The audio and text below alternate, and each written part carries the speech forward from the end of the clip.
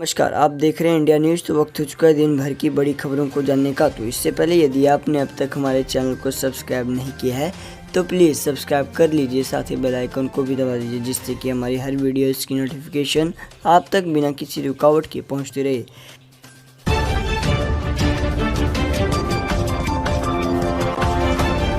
आइए दोस्तों, रुख करते हैं पहली बड़ी खबर की ओर। आपको बता दें, मुंबई में कोरोना संक्रमितों के शवों को कब्रिस्तान में दफनाने पर रोक संबंधी याचिका पर सुप्रीम कोर्ट में खारिज। दरअसल दोस्तों, आपको बता दें कि सुप्रीम कोर्ट ने मुंबई के बांद्रा पश्चिम क्षेत्र के 3 कब्रिस्तानों में कोरोना वायरस मरीजों के शवों को दफनाने पर रोक लगाने के लिए एक याचिका खारिज करते हुए इस पर विचार करने से इनकार कर दिया है।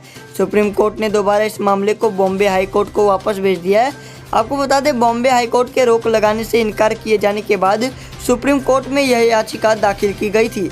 दरअसल दोस्तों, न्यायमूर्ति रोहिंटन नरीमन और इंदिरा बनर्जी की 2 सदस्यीय पीठ ने इस मामले को बॉम्बे उच्च न्यायालय को संदर्भित करते हुए कहा कि उच्च न्यायालय ने अंतरिम चरण में मामलों का फैसला किया था और 2 सप्ताह में लंबित याचिका पर फैसला करने का निर्देश दिया था। यह याचिका बांद्रा वेस्ट में रहने वाले प्रदीप गांधी ने दाखिल की है। बॉम्बे हाईकोर्ट के रोक लगाने से इनकार किए जाने के बाद सुप्रीम कोर्ट में यह याचिका दाखिल की गई है। उसी के साथ दोस्तों, जम्मू एंड कश्मीर में 4G सेवा का केंद्र ने किया विरोध। सुप्रीम कोर्ट में हंदवाड़ा मुठभेड़ का हवाला देते हुए कहा, देश की सुरक्षा सबसे ऊपर। दरअसल दोस्तों, आपको बता दें, कोरोना वायरस महामारी के बीच जम्मू कश्मीर में 4G मोबाइल इंटरनेट सेवाओं को बहाल करने की मांग करने वाली याचिका पर सुप्रीम कोर्ट ने फैसला सुरक्षित रखा। सुप्रीम कोर्ट ने कहा कि वो मामले के सारे पहलुओं पर विचार करेगा। इंटरनेट स्पीड बढ़ाने की मांग वाली इस याचिका का विरोध करते हुए केंद्र ने कहा कि इससे आतंकी गतिविधियां बढ़ेंगी। केंद्र सरकार की ओर से हिंदवाड़ा की घटना का भी हवाला दिया गया है। आपको बता दें, अटॉर्नी जनरल के वेणुगोपाल ने कहा कि राष्ट्रीय सुरक्षा सर्वोपरि है और ये नीतिगत मामला है जिसमें अदालत को दखल नहीं देना चाहिए। आपको बता दें, उन्होंने कोर्ट के समक्ष कहा कि 4G स्पीड को शुरू नहीं किया जा सकता। रोजाना आतंकवादी भारत में भेजे जा रहे हैं, इसकी वजह से सेना की मूवमेंट का आसानी से पता लगेगा। वैसे भी वहाँ सभी सेवाएं चल रही हैं। वहीं याचिकाकर्ता की ओर से कहा गया है कि छात्र वीडियो कॉन्फ्रेंसिंग के जरिए पढ़ाई नहीं कर पा रहे हैं, डॉक्टर मरीजों को नहीं देख पा रहे, आरोग्य सेतु भी 2G स्पीड से डाउनलोड नहीं हो सकता। सरकार का यह फैसला सुप्रीम कोर्ट के अनुराधा भसीन मामले में दिए गए फैसले का उल्लंघन किया है, जिसमें कहा गया था कि रिव्यू कमेटी हर हफ्ते हालात की समीक्षा करेगी। प्रयोग के तौर पर 1 हफ्ते के लिए 4G चालू किया जा सकता है। तो वहीं बिहार लौट रहे प्रवासियों पर हो रही राजनीति को सीएम नीतीश ने किया खारिज। सरकार ने बनाई यह रणनीति। दरअसल दोस्तों, आपको बता दें, सीएम नीतीश कुमार ने बड़ा ऐलान किया है। क्वारंटाइन सेंटर से जाने के बाद जो मजदूरों का आने में खर्च हुआ है, उनका सभी तरह का पैसा बिहार सरकार देगी।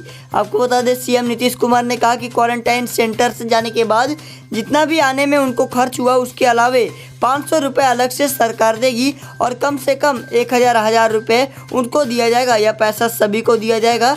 बिहार के बाहर रहने वाले 19 लाख लोगों को 1,000 रुपये दिया जा चुका है। आपको बता दें, सीएम नीतीश कुमार ने कहा कि इसको लेकर बयानबाजी हो रही है, इसके कारण ही वह खुद इसकी घोषणा कर रहे हैं। लॉकडाउन का बिहार में पालन किया जा रहा है, उसी के साथ यही कारण है कि अन्य राज्यों की अपेक्षा कोरोना कंट्रोल में है। लॉकडाउन का बिहार के लोग पालन कर रहे हैं। मजदूरों और छात्रों से नहीं लिया जा रहा पैसा। दरअसल दोस्तों, आपको बता दें, सीएम नीतीश कुमार ने सफाई दी है कि बिहारियों को लाने के लिए राज्य सरकार रेलवे को पैसा दे रही है। उसी के साथ प्रवासी मजदूरों का ट्रेन टिकट का पैसा कांग्रेस देगी। दरअसल दोस्तों, आपको बता दें कि कांग्रेस वहन करेगी मजदूरों के घर लौटने का रेल भाड़ा। दरअसल दोस्तों, आपको बता दें, 4 मई कांग्रेस अध्यक्ष सोनिया गांधी ने लॉकडाउन के कारण फंसे मजदूरों के लिए घर लौटने की व्यवस्था नहीं करने पर सरकार की कड़ी आलोचना करते हुए कहा कि राष्ट्र निर्माण के इन दूतों के साथ अन्याय हुआ है, इसलिए कांग्रेस अपने घरों को लौट रहे मजदूरों का रेल किराया वहन करेगी। वहीं श्रीमती गांधी ने सोमवार को कहा, एक बयान जारी में इन मजदूरों का उनको घर तक जाने का रेल किराया देने का ऐलान करते हुए कहा कि सरकार मुश्किल में फंसे देश के लोगों के प्रति अपने कर्तव्य का निर्वाह करने में असफल हुई है, जिसके कारण आज भी लाखों श्रमिक तथा कामगार पूरे देश के अलग अलग कोनों से असहाय होकर घर वापसी का इंतजार कर रहे हैं। तो वहीं वे अपने घर जाना चाहते हैं, लेकिन उनके पास न साधन है और ना ही पैसा। उन्होंने कहा कि दुख की बात यह है कि रेल मंत्रालय इन मेहनत कशों से मुश्किल की इस घड़ी में रेल यात्रा का किराया वसूल रहे हैं। यह आश्चर्य की बात है कि जो रेल मंत्रालय प्रधानमंत्री के कोरोना फंड में 151 करोड़ रुपए का सहयोग दे सकता है, वो तरक्की के इस ध्वजवाहकों को आपदा की इस घड़ी में निःशुल्क रेल यात्रा की सुविधा देने की व्यवस्था क्यों नहीं कर रहा है। आपको बता दें, श्रीमती गांधी ने श्रमिक तथा कामगार वर्ग को राष्ट्र निर्माण का दूत और देश के रीढ़ की हड्डी बताते हुए कहा कि उनकी मेहनत और कुर्बानी पर ही राष्ट्र के विकास की नींव खड़ी है, लेकिन सरकार ने उनकी परवाह नहीं की है। सिर्फ 4 घंटे के नोटिस पर लॉकडाउन करने के कारण लाखों श्रमिक तथा कामगार घर वापस लौटने से वंचित हो गए हैं। इसी के साथ दोस्तों बढ़ते अगली बड़ी खबर की ओर। शराबी करदाताओं के आधार भी नोट कर लें ताकि बहाना न बना सके। दरअसल दोस्तों आपको बता दें कि लॉकडाउन 3.0 लागू होने के दिन से ही शराब की बिक्री को भी हरी झंडी मिल गई है। फिर क्या था, सोमवार सुबह 6 बजे से ही शराब की दुकानों के आगे लंबी लाइनें लग गई। कहीं आधा किलोमीटर तो कहीं 1.5 किलोमीटर तक लंबी लाइनें देखने को मिली। कुछ जगहों पर तो प्रशासन शराब की दुकान खुलवाने की हिम्मत नहीं कर पाया। उधर पूर्वी दिल्ली में शराब की दुकानों पर सोशल डिस्टेंसिंग की धज्जियां उड़ाने को लेकर दोपहर बाद से बिक्री बंद कर दी गई है। शराब के लिए मची इस महामारी को लेकर युवा कवि कुमार विश्वास ने तंज कसते हुए ट्वीट किया कि सरकारों से अनुरोध है कि इस संकट काल में भी प्राण हथेली पर रखकर अराजक और भयानक भीड़ के रूप में इकट्ठा हुए इन सब महान शराबी करदाताओं के आधार कार्ड भी नोट कर ही लें, ताकि आगे से ये लोग कभी राशन के लिए भी पैसा नहीं है जैसे बहाने न कर सके। हम एक हैं जो 50 दिन से अनुशासन के साथ सुरक्षा से ताले में बंद है और यह एक महापुरुष है। तो वहीं ममता सरकार और केंद्रीय टीम के बीच बंगाल में मौत के आंकड़ों को लेकर ठनी। दरअसल दोस्तों आपको बता दें, पश्चिम बंगाल में कोरोना संक्रमण से बने वजह के हालात और आवश्यक वस्तुओं की उपलब्धता का आकलन करने पहुंची केंद्रीय अंतर मंत्रालयी टीम सोमवार को दिल्ली रवाना हो गई है। हालांकि उसके पहले टीम लीडर अपूर्व चंद्र ने बंगाल सरकार को चिट्ठी लिखकर नसीहत दे दी है कि कोरोना संक्रमण के आंकड़ों में हेरफेर करने के बजाय पारदर्शिता बरतें और नियमित तौर पर हेल्थ बुलेटिन जारी करें।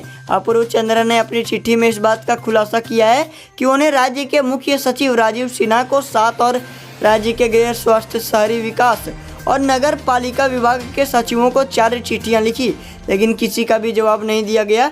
यहाँ तक कि केंद्रीय टीम को वीडियो कॉन्फ्रेंसिंग के जरिए जो प्रेजेंटेशन दिखाए गए उससे संबंधित दस्तावेज भी उपलब्ध नहीं कराए गए हैं। आपको बता दें, केंद्रीय गृह मंत्रालय के अतिरिक्त सचिव IAS और पूर्व चंद्रा ने अपनी चिट्ठी में इस बात का भी खुलासा किया है कि 12.8% मौत दर के साथ पश्चिम बंगाल देश में सबसे तेज गति से कोरोना से लोगों की मौत वाला राज्य बना है। तो वहीं UPSC ने 31 मार्च को होने वाली प्रारंभिक परीक्षा को टाला। नई तिथियों की घोषणा अभी नहीं। दरअसल दोस्तों आपको बता दें, देश में कोरोना वायरस के खतरे को देखते हुए लॉकडाउन 3.0 लागू कर दिया गया है। लॉकडाउन 3.0 की अवधि 17 मई तक रहेगी। इसी बीच इंडियन मेडिकल रिसर्च काउंसिल ने बताया कि भारत में अब तक 11 लाख अधिक लोगों का कोरोना टेस्ट किया जा चुका है, जिसमें से 42,000 से अधिक लोग संक्रमित मिले हैं। स्वास्थ्य मंत्रालय की ताज़ा रिपोर्ट के अनुसार कोरोना वायरस से अब तक 1373 लोगों की जान जा चुकी है। वहीं सरकार लॉकडाउन 3.0 में कुछ राहत दी है, जिसके बाद आज दुकानों पर लंबी लंबी लाइनें देखने को मिल रही है। दुनिया की बात करें तो इस वायरस से अब तक दुनिया में तकरीबन 2.5 लाख लोगों की मौत हो चुकी है, तो वहीं 30 लाख से अधिक लोग संक्रमित हैं। कोरोना वायरस और लॉकडाउन से जुड़े सभी लाइव अपडेट के लिए हमारे साथ जुड़े रहें, साथ ही वीडियो को लाइक व शेयर जरूर कर दें। आपको बता दें, कोरोना वायरस के कारण 31 मार्च को होने वाली रिसव्हील सेवा की प्रारंभिक परीक्षा को टाल दिया गया है। इस बात की जानकारी UPSC की तरफ से जारी कर दिया गया है। नई तारीखों का ऐलान बाद में किया जाएगा। उसी के साथ 25 की नई तारीखों का ऐलान नहीं किया गया है। UPSC ने बताया कि जब निर्णय हो जाएगा तो वहीं उम्मीदवारों को परीक्षा के करीब 30 दिन पहले ही सूचित कर दिया जाएगा। तो वहीं दोस्तों रुख करते हैं अगली बड़ी खबर की ओर। आपको बता दें, लॉकडाउन में रुला रहा प्याज। सामान्य बाजार में प्याज 25 से 30 रुपए किलो। दरअसल दोस्तों आपको बता दें, लॉकडाउन का फायदा सामान्य बाजार में प्याज बेचने वाले उठा रहे हैं। सामान्य बाजारों में प्याज बेचने वाले बाजार में 12 रुपये प्रति किलो के आने वाले प्याज को 25 रुपये से 30 रुपये किलो में बेचकर जनता के साथ ठगी करते नजर आ रहे हैं। जनता के साथ हो रही इस ठगी से आम जनता का बजट गड़बड़ा गया है और जनता परेशान नजर आ रही है। बता दें कि कोरोना वायरस को फैलने से रोकने के लिए ठाणे, मुंबई सहित पूरे देश में लॉकडाउन लागू किया गया है। लॉकडाउन में आम जनता के लिए जरूरी अत्यावश्यक सुविधाओं को शुद्ध रखा जाएगा, जिसमें से सब्जी की दुकानों व किराना दुकानों का समावेश है। ऐसे वक्त में दुकानदार जनता को ना लूटे, ऐसा आदेश भी राज्य सरकार द्वारा जारी किया गया है। इसके बावजूद किराना दुकानों और सब्जी विक्रेताओं द्वारा दोगुने दर पर वस्तुएं बेची जा रही हैं। इसी कड़ी में अब ठाणे व मुंबई जिले के सामान्य बाजार में 25 रुपये से 30 रुपये प्रति किलो प्याज की बिक्री की जा रही है, जबकि यही प्याज वासी स्थित APMC बाजार में कम से कम 6 रुपये प्रति किलो और ज़्यादा से ज़्यादा 12 रुपये प्रति किलो बेचा जा रहा है। इसके साफ जाहिर हो रहा है कि सामान्य बाजार विक्रेता लॉकडाउन का फ़ायदा उठाकर लोगों को लूट रहे हैं। आपको बता दें, बजट लड़खड़ा है। दरअसल दोस्तों, लॉकडाउन के कारण कई लोगों की कमाई में कमी आई है। इस कमी के कारण लोग अपना बजट बनाकर चल रहे हैं, लेकिन सामान्य बाजार विक्रेता द्वारा हो रही लूट के कारण आम जनता का बजट लड़खड़ा गया। दोस्तों, वीडियो पसंद आए तो वीडियो को लाइक व शेयर जरूर कर दें, साथ ही चैनल को भी सब्सक्राइब कर दें, जिससे कि हमारी हर वीडियोज़ की नोटिफिकेशन आप तक बिना किसी रुकावट के पहुंचती रहे।